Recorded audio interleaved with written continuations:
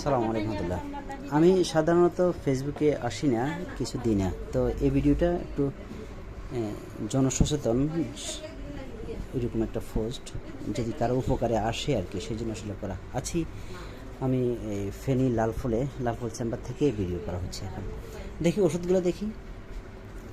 আমি homeopathic doctor, এই লালফুলে practice করি, সপ্তাহে একদিন শুক্রবারে আসি আর কি। তো একটা রুগী, আমার পুরাতন রুগী, উনি অন্যান্য সমস্যার জন্য আমি তাকে চিকিৎসা করি। বাড়ি নোয়াখালী থেকে আসেন, ভদ্রমহিলা, পর্দাশীল মহিলা, ছবি দেখাতে চাচ্ছি না, সামনে আছেন উনি বসা। গত এক সপ্তাহ আগে আমাকে ফোন দিয়েছেন, এক সপ্তাহ আগে নাকি গত শুক্রবারে এই হুজুর আমাকে ফোন দিয়েছে। তার মায়ের, বলেন কি বলছিলেন?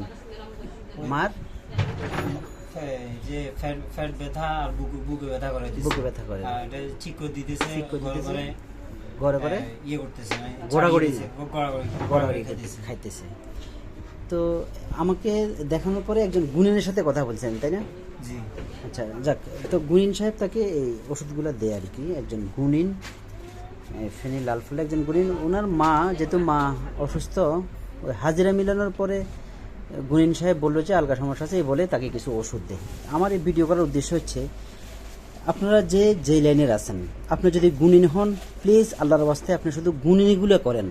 আপনি বর্তন লেখেন, আপনি তাবিজ দেন, আপনি তাবিজ কাটেন, আপনি তাবিজ উঠান, আপনি বোতল ভরেন, আপনি মাটির তলায় যান, আপনি আকাশে উড়ান, আপনি এগুলা করেন। আমাদের কোনো আফসোস নেই, বাধা নেই।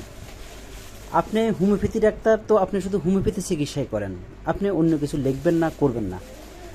আপনি হুজুর মানুষ, আপনি হুজুর, আপনার যতটুকু দখল, কোরআন হাদিস শিখানো, আল্লাহ বিল্লাহ করা, নিজের কর্ম করা, ব্যবসা বাণিজ্য করা, আপনি এগুলা করেন।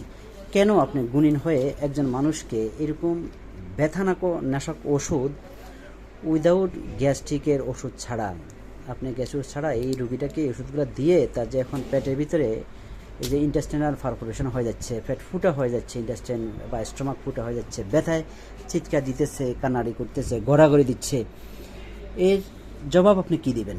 কেন আপনি গুণিন হলে আপনি গুণিনই করেন, আপনি এই দিতে গেলেন কেন? এই রুগীর দায়ভার কে নিবে বলেন? তো এই পোস্টটা, এই ভিডিওটা এই জন্য করলাম যে আপনারা যে লাইনের আছেন সেই লাইনের চিকিৎসা নেন। আপনি একজন অ্যালোপ্যাথি ডাক্তারের কাছে গেছেন, আপনি ওনাকে দেখায়, উনি যে ওষুধগুলো দিবে অ্যালোপ্যাথি ডাক্তার, অ্যালোপ্যাথিক ওষুধগুলো আপনি খাবেন। আপনি হোমিওপ্যাথি ডাক্তারের কাছে আসছেন, হোমিওপ্যাথিক ডাক্তার যে সাজেশন আপনাকে দিবে, যে ওষুধ দিবে, আপনি সেগুলোই খাওয়াবেন। আপনি অন্য কিছু করবেন না। আপনি কবিরাজ দেখাবেন, আপনি কবিরাজ মানে হেকিম সাহেব যে ওষুধগুলো দিবে, আপনি হেকিমির ওগুলোই করেন। আপনি অ্যালোপ্যাথির দিকে ওষুধ উনি দিলেও খাবেন না। আপনি গুণিন, আপনি তাবিজ তুমার করেন, আপনি ওগুলা করেন। আপনি অ্যালোপ্যাথি ওষুধগুলো দিতে যাবেন না, আপনি ব্যথার ওষুধ দিতে যাবেন না, কারণ আপনি এগুলো সম্বন্ধে জানেন না, আপনি এগুলো করবেন না। আর আমরা যারা সাধারণ মানুষ, আমরাও এই কাজগুলো করব না। আমরা ডাক্তার সাহেব যে পরামর্শ দেয় সেটাই শুনবো।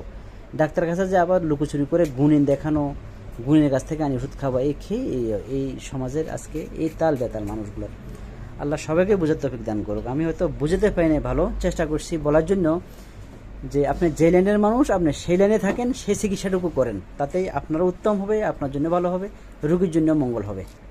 আল্লাহ আমাদের সবাইকে বোঝার তৌফিক দান করুন। আসসালামু আলাইকুম।